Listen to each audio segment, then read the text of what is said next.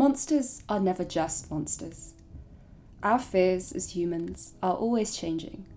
But whatever the supernatural means to you, whether you find it on a screen or in the words on a page, it always serves as a reminder of the society you live in and what that society used to be. Vampires, in particular, have a long and storied history in Western media, symbolizing anything from religion to race to sexuality. Whether that symbolism is positive or negative, though, is another story entirely, one written not only by the creator, but also, in part, by the audience. With a new era of Hollywood monster movies right around the corner, I thought I'd take a look at a show that got in early enough to set a very high bar. I'll also look at why it's so exciting, based on the legacy that came before it. A legacy built on the very foundations of our identities. Beyond being an iconic example of the vampire, Dracula is also very much a product of its time. A story about a suspicious Eastern European man with a lot of money and an aversion to Christian paraphernalia doesn't just happen to coincide with the mass immigration of Russian Jews into England. Dracula's thin nose and peculiarly arched nostrils might sound fairly innocuous within the realm of pure supernatural fiction, but describing his appearance as a very marked physiognomy easily invokes the rising interest in racial pseudoscience and eugenics. All of this is to say that Bram Stoker made Dracula ugly, both morally and physically. This ugliness has since undergone a bit of a split. Nosferatu took it and ran with it, while Bela Lugosi's portrayal reinvented Dracula's image into one of perennial good looks and aristocratic charm. It's worth bearing in mind that these figures originated from the same source, because it reminds us of the stereotypes they once perpetuated and stops us from falling into the same traps. We can recognise vampires as metaphors for parasitic capitalism, for example, while also recognising why they were seen as parasitic in the first place. We can even generate a newfound sympathy for Dracula, but we should do well to remember that Stoker anticipated this sympathy rather than intending it. For example, Stephen Arata identified Dracula as a narrative of reverse colonisation, in which the coloniser finds himself in the position of the colonised, the exploiter becomes exploited, the victimizer victimised. Such fears are linked to a perceived decline, racial, moral, spiritual, which makes the nation vulnerable to attack from more vigorous, primitive peoples. In the book, this vulnerability is exploited primarily through the female characters, who go from loving wives-to-be with maybe a few too many suitors, to seduced, manipulated victims of the undead. Now, narratives of colonization have historically used women to enact a fantasy of willingness. Women desire to go to bed with the male colonizer, and by extension, desire to be colonized. This is, in fact, such a well-established trope that there have been several works directly criticizing its sexual politics. If we view Dracula as a reverse colonizer, these criticisms are also present, but for the opposite reason. Dracula isn't upholding Western imperialism, he's attacking it. His seductions go against nature because he goes against nature.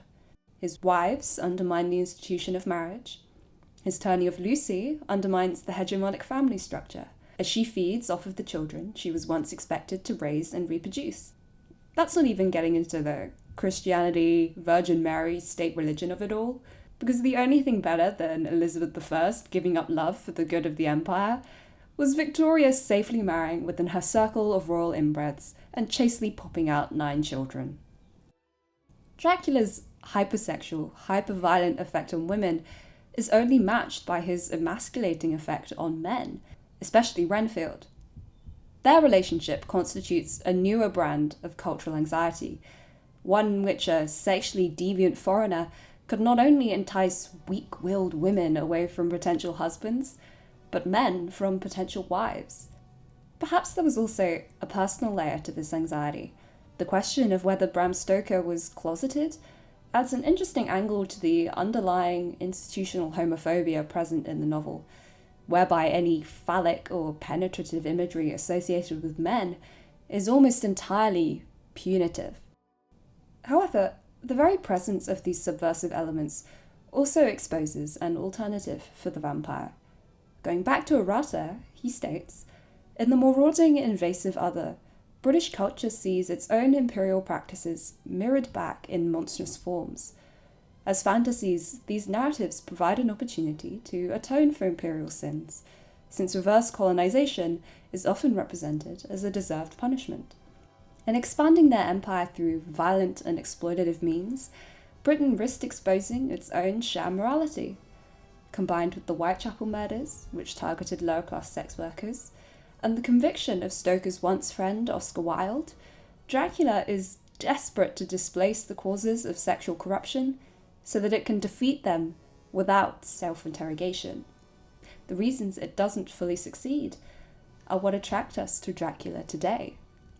There are many points of convergence in the novel where an othered, supernatural figure threatens not only the individuals within the narrative, but the tenets of Victorian society which those individuals represent. Stoker, again, seems to have felt that threat personally. He ultimately plays down xenophobia and plays up homophobia to locate himself, a heterosexual Irishman, within the norm. However, as his readers grow increasingly interested in what lies outside the norm, the powerful homoerotic portrayal of Dracula subverts heteronormativity just as much as it demonizes homosexuality. Combined with a beauty that now justifies his seductiveness, and what was once a fear of improper desirability starts to look a lot more like, well, desire. So, while Dracula himself is not the most attractive figure on paper, his legacy on screen has been influenced by a long history of magnifying the traits which fascinate us over those which offend us. In actuality, these traits predate not only Dracula, but the figure of the vampire itself, at least in British literature. Before Dracula, there was Carmilla, and before Carmilla, there was Christabel.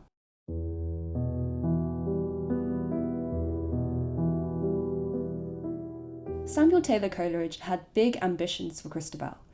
It was originally intended to be a 5-part narrative poem, and after the publication of the first 2 parts, it received rave reviews from Percy Bysshe Shelley and Lord Byron. If all the others had been so enthusiastic, maybe Coleridge would have finished the poem, although he admitted to having personal problems with deciding how it ended. But instead, most reviewers turned their noses up at Christabel, and looking at it now, we can make educated guesses as to why. The poem opens at night in the forest. The protagonist, the titular Christabel, is alone, a dangerous thing for any young romantic heroine to be, but also exciting and liberating. She wanders by a great oak tree when she suddenly discovers a beautiful woman on the other side. That woman, Geraldine, claims to have found herself there after being abducted by a strange group of men. Moved by her story, Christabel offers her refuge from her abductors in her own home. Geraldine's introduction is strikingly sympathetic, depending on how much you trust what she says, and how innocent or off-putting you find the witchy nocturnal setting.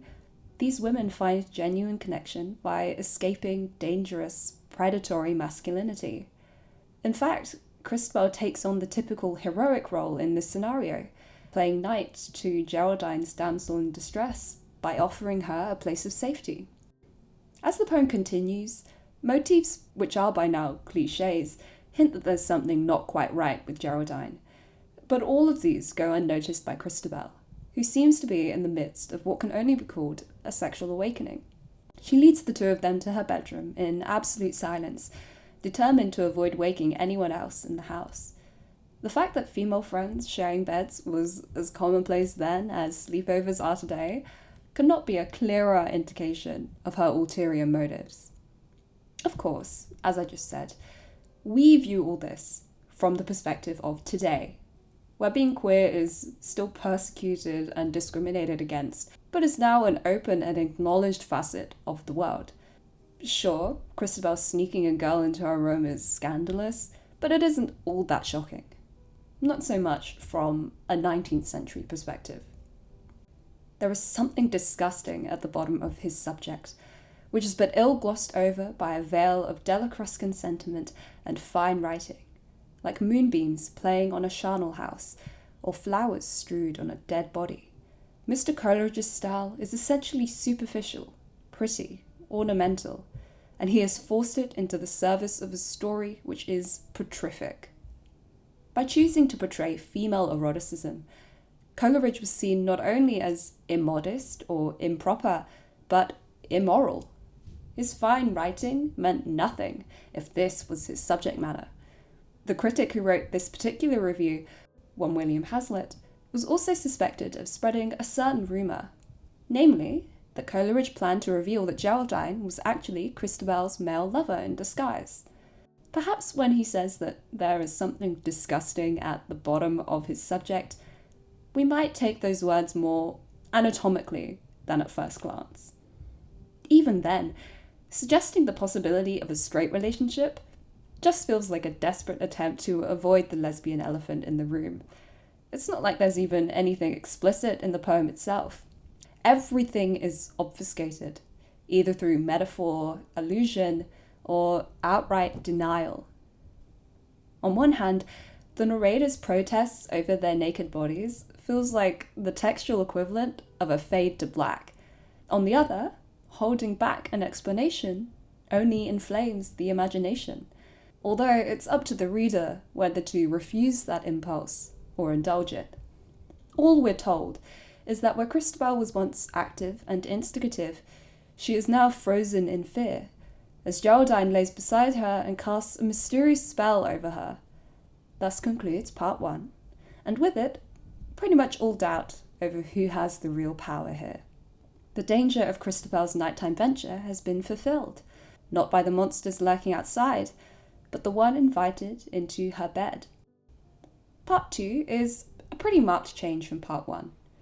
For a start, Coleridge expands and explains the setting a lot more, including the introduction of Christabel's father, Leoline. The monstrous feminine takes a no less subversive, but much less gay direction here, as Geraldine seduces him away from trusting his daughter.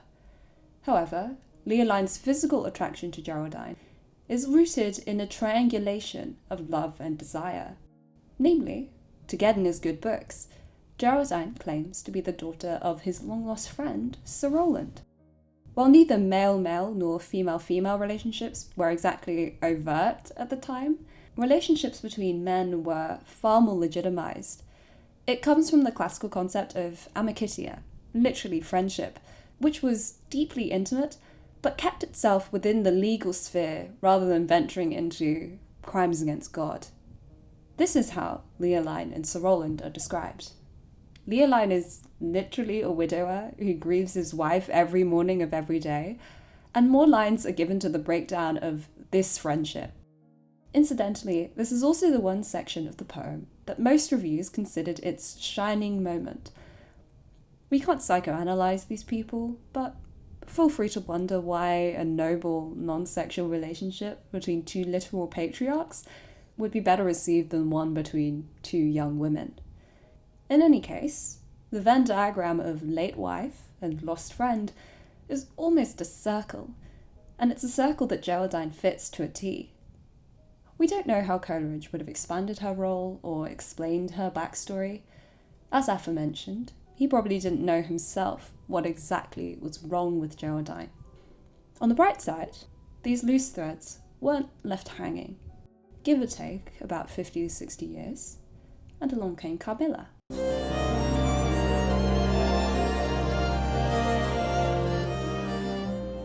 Sheridan Le Fanu wrote a lot of horror. What makes Carmilla stand out is that it's one of the few stories he wrote in which the protagonist is a woman. What makes it stand out even more is that the relationship between protagonist and antagonist is far from antagonistic. In fact, it's quite the opposite. Imagine that you're the only daughter of a wealthy Englishman, living in an isolated castle with 2 governesses and not much else. Now imagine that one night, a mysterious young woman right around your age literally crashes onto your doorstep. This woman is Carmilla. She is polite, friendly, and unbelievably beautiful, in a mildly infantilizing kind of way. It's intense and borderline fetishistic. It definitely says as much about the author as it does his protagonist, but her beauty isn't framed as strange or supernatural. For all intents and purposes, she looks perfectly innocent, creating a deliberate contrast to the threat she poses beneath the surface. Carmilla doesn't go after Laura's father, but that only makes her all the more dangerous. Bypassing the scandalous but safe realm of heterosexual seduction, she sets out to corrupt Laura's innocence right under her father's nose. She's not particularly subtle either.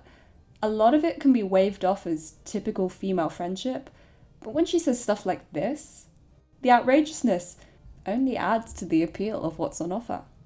Sure, Laura must die for Carmilla to stay alive, for a given value of the word, but through that death, she too will be free from the trappings of patriarchal romance.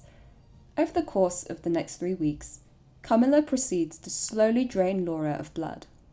Laura's narration calls these horrible sufferings, but what she actually describes seems far from horrible. What is horrible is the small pile of girls in the neighbouring village who have a suspicious tendency of turning up dead. It seems Carmilla's slow, loving seduction is quite literally a privilege few can afford. Laura and her father live in a nameless, maybe German country, but her father also insists on maintaining proper British values, as if to elevate themselves above their surroundings. Her late mother, on the other hand, was native to the area. She was, in fact, a distant descendant of Carmilla. This revelation is obviously designed to make Laura and Carmilla's relationship all the more twisted, but it also hides an emotional vein of a girl whose tragic early death has resulted in a symbol of corrupt Catholic superstition clinging onto whatever family she has left. The power of the Karnstein women is just another example of who fears the vampire and why. The anxiety of the text is experienced solely by the men who are left out of the lesbian love equation and out of the female Gothic. It becomes clear that feminine sexuality and insidious matrilineal bloodlines are at fault. Against feminine sexuality, men are powerless.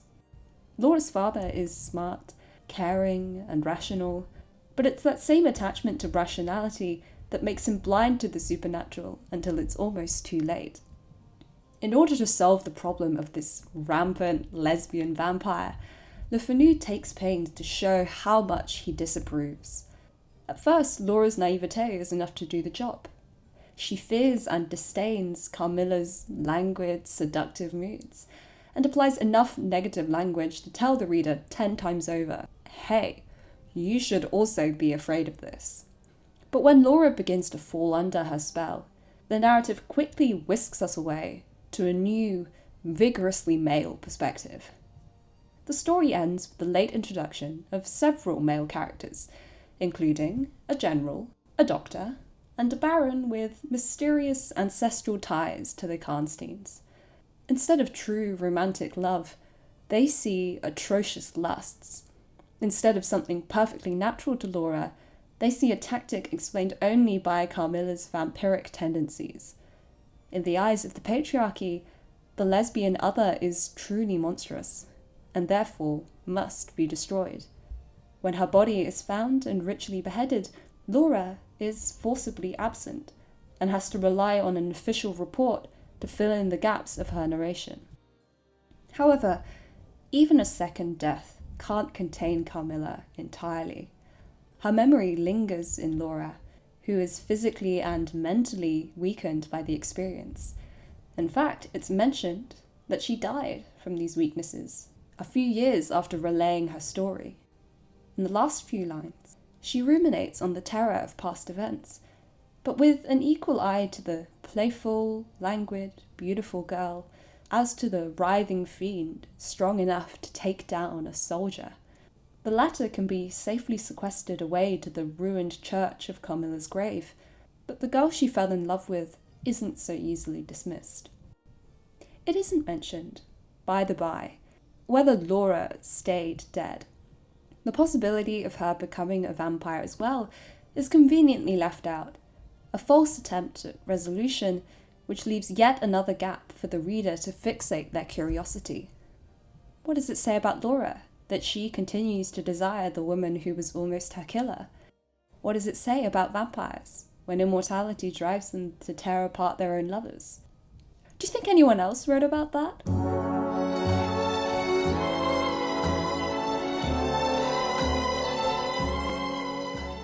To clarify, I haven't read the entirety of the Vampire Chronicles. I mean, there are 13 of those books, okay, cut me some slack. This section of the video is going to focus on Season 1 of AMC's Interview with the Vampire, which takes its inspiration primarily from the first book and does two things that I think are essential to a successful adaptation. First of all, it's very intentional about what it changes and why, especially the big changes. And second of all, it adds new elements which deepen its connection to the original source material. For all my talk about vampires as defiant sexual aggressors, this section is also not about Lestat. For all that Lestat is flamboyant and frightening, and one of the most charismatic characters in recent television, his transition from page to screen is like moving pawn to e4 in chess. It's the least you can do if you want to succeed. This section is primarily about Louis, Claudia, and the effect of colour-conscious casting on a book which was not so conscious. You don't have to take it from me. Take it from Jacob Anderson. Even though I knew Brad Pitt, I'd seen the film when I was a teenager and I knew Brad Pitt played that part. I think it was more of a shock to me reading the book. You know, this character was a plantation owner and you know, I love Anne Rice's writing, so I don't say this to like shade her. He kind of doesn't really reconcile with what he does in the first book. He doesn't really seem to feel any sort of guilt. But he's like he's very preoccupied with morality, and yet that's just one sort of part of morality that he doesn't really seem to see for what it is. The book asks you to empathise with the internal life of a vampire.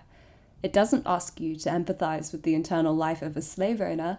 It just assumes you will, which is kind of crazy considering that one of these things is morally dubious but ultimately fictional, and the other is very real and morally reprehensible. Louis's concern over killing people never takes into account the pain and death he endorses by, owning a plantation. He has qualms over seeing enslaved people as food, but not overseeing them as his property. This silence speaks to a self-centeredness which has long plagued the West. In the immortal words of Toni Morrison, a certain set of assumptions conventionally accepted among literary historians and critics and circulated as knowledge holds that traditional, canonical American literature is free of, uninformed, and unshaped by the 400-year-old presence of, first, Africans, and then African Americans in the United States. Unless the specific focus of a text set during the slave trade is on abolitionism or black perspectives, the white gaze will just turn a blind eye. Anne Rice is more interested in questions that pertain to her personally, and she's within her right to do so. The show is also within its right to draw our attention back to the unspoken question of race that haunts the Gothic genre. It's one thing for a period drama like Bridgerton to brush over historical issues in favour of light-hearted romance, but it does beget the question of what a period drama that isn't afraid to confront the nuances of race might look like. Interview with the Vampire confronts these nuances head-on, setting the show in 20th century New Orleans, at the beginning of jazz and the aftermath of the German Coast Uprising, and putting a black man at its epicenter. Louis's personality is largely unchanged from the book. He's indecisive, vulnerable, and insanely emotionally dependent. However, the fact that he's played by Jacob Anderson offers a new reading of his vampiric existential crises. Louis in the show isn't just struggling with himself. He's struggling against the world that has always hated him for being black, and would hate him just as much if they knew he was queer. Because another change the show makes is explicitly stating Louis' sexuality. While horror is a uniquely accommodating genre for queer and queer-coded characters, a show set in a specific, historically accurate context must also accommodate the historical and literary prejudices against its queer characters.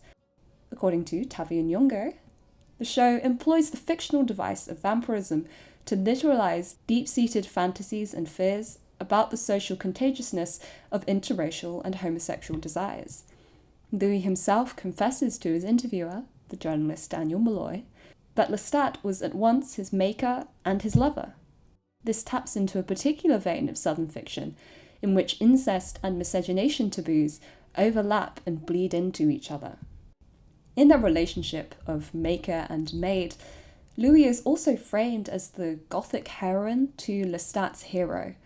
The fact that he is not visually a Gothic heroine reframes the heteronormative expectation through the lens of racial and sexual disruption. Combined with swapping Antoine for Antoinette, the figure of the cheating husband doubles back on its own transgression. Louis may be Lestat's central love interest, but it's Antoinette who fits the usual typecast, both in our world and the world of the show. To struggle against the feminization of Louis is a reaction based on societal conditioning. But if you recognize that conditioning, you might better see how it interrogates who gets to be the object of desire. There's no shrinking from queerness here. A show set partly in a red light district, which has enough deranged gay sex to rehabilitate the entire Marvel franchise, is not ashamed of its characters. A character who brings his lover to visit his family or kisses him at an all-white ball is not ashamed of who he is.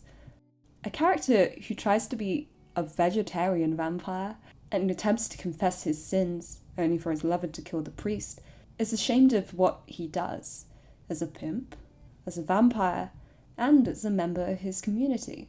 After being turned, Louis moves from the Creole neighborhood of Storyville to the French Quarter, a much older, whiter neighborhood to suit his older, whiter lover. Vampirism is affectionate and exciting, but it's also deeply isolating. Tying himself to Lestat comes at the expense of his original family, leaving a hole in his life that he desperately seeks to refill. Louis calls Claudia his redemption for his years in sex work, but how can a child handle the responsibility of redeeming anyone? She's a young girl with a fraught past, suddenly thrust into a future she could have never dreamed of. At the same time, any power given to her is undermined by her place in the pecking order. Too young for sexual agency, but old enough to be assaulted. Too immature to keep up with her parents, but mature enough to be accused of turning them against each other. This dichotomy between infantilization and adultification is deepened so much by her casting. Yes, she's older than she is in the books, but she's still 14. Claudia can't be Louis' redemption, not least because she was turned into a vampire by Lestat in yet another underhanded play for control. However, her arrival does throw the reality of their relationship into sharp relief. All those books Louis reads about dissatisfied married women eventually come to a head. All of Lestat's promises to break Louis of his attachment to humanity are themselves broken. His attempt at a happy family life is condemned because the husband wants his wife and child to fear him as much as they love him. In the novel, Louis and Claudia's relationship becomes another weird, pedophilic, quasi-incestuous dynamic. But the show removes all of that. Instead, their unhealthy sense of codependency is more sibling-like. Claudia's greatest attempt at becoming her own person is to become Louis' sister instead of his daughter, uniting them against Lestat rather than he and Lestat against her. At the end of the day, they need each other to survive, especially when Lestat turns from a saviour into a violent tyrant. The second half of the season features the show's biggest changes, but that's not to say that they aren't grounded in the source material.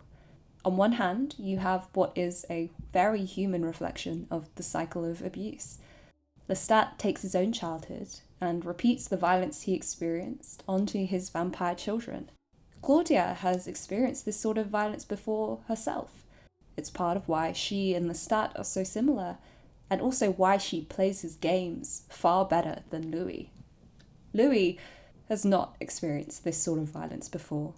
As with any abusive relationship, he's been manipulated into thinking he is safe from the same danger which attracted him in the first place. Even though Lestat's capacity for cruelty has been well established, he's bowled over by it, and so is the audience. Even decades later, Louis still calls the abuse a show of Lestat's love. On the other hand, you return to the inherent fact that this is a show about vampires. It never gives you easy answers to these complicated questions, not only because there aren't any easy answers, but also because the characters aren't interested in looking for these answers. Everything they do, to each other and for each other, is informed by the fact that they would rather live forever in hatred than forever without each other. Lestat does everything but kill Louis because he loves him. And, in the end, so does Louis. Isn't it frightening that you could do the worst things imaginable to someone and have them done to you, and feel that each action was done out of love? Where the story usually ends with the vampire being banished from society, here the vampires are the society. Lestat is left with a way back from the brink of death, and Louis finds another, older vampire to depend on in Armand. Like Daniel, we humans are firmly in the back seat. You can chime in all you want with moral quandaries, but no one has to listen. All we have, at the end of season 1, is a new love of Louis' life, and an empty space where Claudia, like her diary pages, should be. At a time when our consumption of media is being increasingly implicated by our morals, I understand that it can be annoying when people insist on unproblematic or politically correct representation only. But I've seen this same idea used to express frustration about any and all media analysis, arguing that it's the point of horror to be disturbing and fucked up and, horrific. Horror, more than any other genre, is about conventional morality and the defiance of it. That defiance of boundaries, bodily, socially, psychologically, is what scares us more than anything else. If everything is acceptable, nothing is frightening. If everything is palatable and human, nothing is monstrous. To consume horror at all is to consider morality. Fear of the vampire has long been embedded in a fear of the other. This fear constructs shallow external markers of moral difference to make anything remotely non-normative into a monster. And yet, there is also a sense of fascination in those who exist outside the dominant social order and are all the more powerful for it. A writer may end their story by killing the vampire and all that it represents, but their audience has a right to choose otherwise. A show like Interview with the Vampire plays on and subverts the prejudices inherent to the legacy of the vampire. By assigning them to the wider society they actually originate from, rather than making them innate character traits, it avoids perpetuating that legacy. The boundaries between white and non-white, straight and gay, don't break down, but they do become more transparent, creating a future for the vampire which acknowledges and normalizes the same traits it used to demonize. We are fascinated by vampires because they hold a mirror up to something in our unconscious. Somewhere inside all of us is capacity for cruelty, hatred, or violence. But there's also the capacity for reclamation, liberation, and a twisted sense of pleasure in playing someone's worst nightmare.